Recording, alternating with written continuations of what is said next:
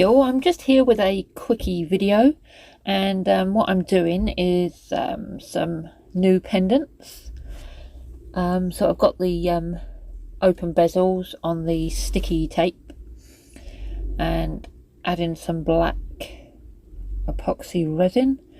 I mean, I could have used UV resin to make it quicker, but I do prefer using epoxy resin. So I just need to fill those in. I'm not filling them to the top, it's just a thin layer. And then I'm going to leave that to dry overnight. And then what I'm going to be doing is using the Thermochromic nail paint again. I did do a previous video where I did a dotty design, because obviously the thicker you get the Thermochromic paint, the more of an effect you will get. Now admittedly I should have used a bigger dotting tool, and I could have stopped and got a bigger one, but me being me, just carried on, and that foil flap on the top of the pot was getting on my nerves. But yeah, so all I'm doing, and I'm using the dotting tool instead of a brush this time, because I can get a thicker coating of the Thermochromic paint onto the dried base.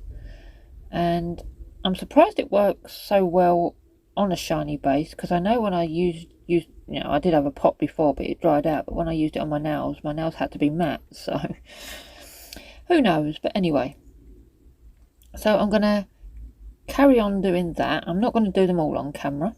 Ta-da! I did swap to a bigger dotting tool, so the heart and the long rectangle do have a thicker coating of the Thermochromic paint, but it won't affect the actual results of the colour shift, which I captured every now and again, as you can see here from the snippets of videos. Because it was a thick layer of the paint, it did take a good half an hour, even on my heat mat, to dry.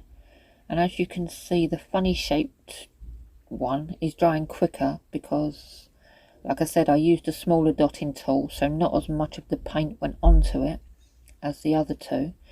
But the final effect is still the same. It is no different because they had more and that had less.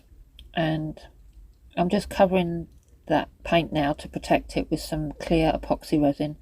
Trying to do this one-handed is very difficult. I just wanted to show you the next process, so I don't actually film myself doing the whole lot on camera. But you can see there they are all covered in epoxy resin, and I'm going to leave that to dry before I turn them into their pendants.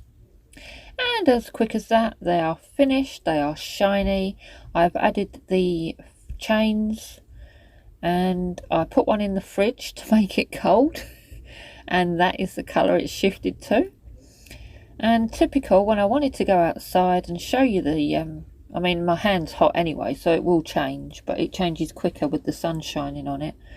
The sun decides to disappear behind a cloud. But you can still see, if I can remain in focus, slowly by slowly, that is round the edges getting darker and changing colour.